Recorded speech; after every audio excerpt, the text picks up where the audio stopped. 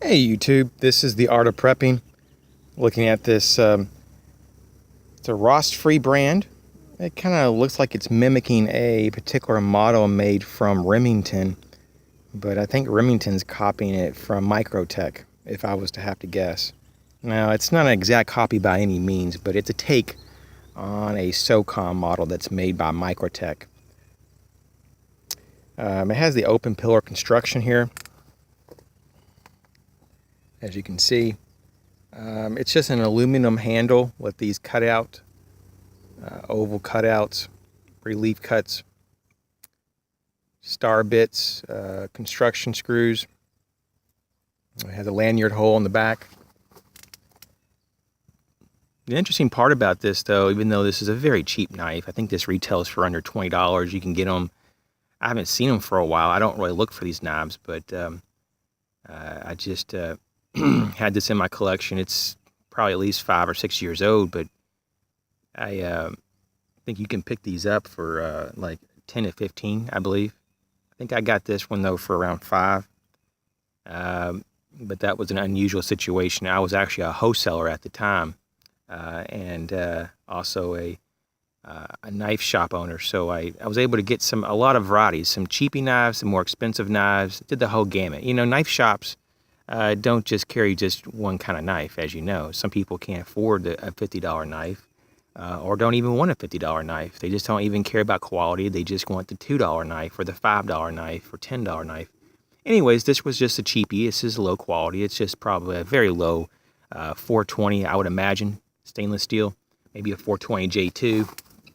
Definitely not a very good quality. But what I was going to say was that the odd thing about all this and the uniqueness of this knife, besides the layout, reminiscent of Microtech's SOCOM, and it's because I'll show you in a minute why, but it has this like horn-like feature, this point. So when you have it in this position, you can use it as a striking tool, or you can reverse it and it could be another striking tool. Kind of interesting. Now it's kind of trying to be sold as a flipper, but as you can see, you get lucky if you get halfway. Now, if you do a little bit of a wrist flick, you can get maybe a little bit past the halfway. That time I got really far, but I had to really throw that risk. And it's only a half lock. It's not even locked. It's just hung up on the ball bearing there for the detent. So you can go really hard, and it'll go. But that's a lot of loss of control. You don't want to do that kind of thing. You should try to flick downward if you can, because you don't want to actually injure someone. The ladder lock is pretty thin, but it does have a pretty decent early lockup, which is not too bad. But the odd thing also is this thumb stud. Look how forward that is. So you go to push this forward, and you run out of room. It just stops right there. Now you can go ahead and bring it over, but it's just very awkward. As you can tell, the blade is very reminiscent of a few Remingtons that pretty much copy the Microtech's SOCOM, and also reminiscent of some of the Deltas now.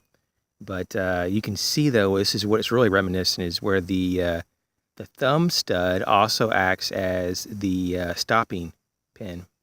You see that? It's kind of interesting.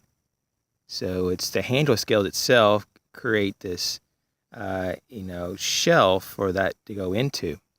And so that's pretty much reminiscent of what we know of, Microtech does. Anyways, it has this partially, combo edge, serrated edge here, and, blah, blah, blah. Here's some information here. Rost-Free. It says handcrafted in China, if you can't see that very well. Sometimes it doesn't focus in low light. The sun's starting to set. I apologize for the lighting.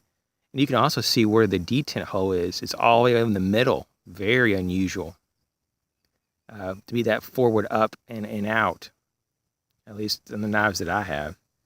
And a pocket clip, which is somewhat standard, but it's a pretty decent sized knife. I'm just thinking it's got to be around 4 3/4 inches. I don't think it's a full 5 inches, but it's probably closer to that.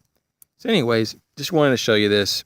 Don't know what the model number is or anything like that, but I would not recommend this, and I'm just trying to just point out that there's a lot of companies, especially these Chinese knockoffs, if you would want to call that this, that Rossfree or Maxim or even Remington's. That Remington, of course, doesn't make knives. They just outsource and they allow other people to use their trademark name, just like Smith and Wesson gives their rights to, Taylor Cutlery. Remington and in Mossberg, to my knowledge, they do the same thing. Everybody pretty much. I would even imagine that Glock probably doesn't make those Glock knives. I could be wrong on that, but I would be kind of surprised if they made their own trench knives and their own shovels or e-tools.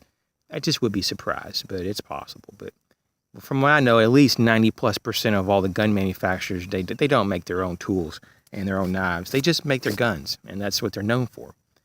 Just like their apparel. I'm pretty sure they don't have a screen printing shop printing off their T-shirts. So, anyways, it has a pretty good centering. It's just a hair off, but it's not really that bad at all. And just wanted to point out this knife is not so much an option, really. It's just kind of a wannabe. And, just kind of stay clear of these kind of half-baked designs that are trying to be between two different worlds. They're borrowing ideas or even stealing ideas from other companies. And then the result is kind of like this hybrid wannabe knife that just doesn't work. So anyways, thanks for watching.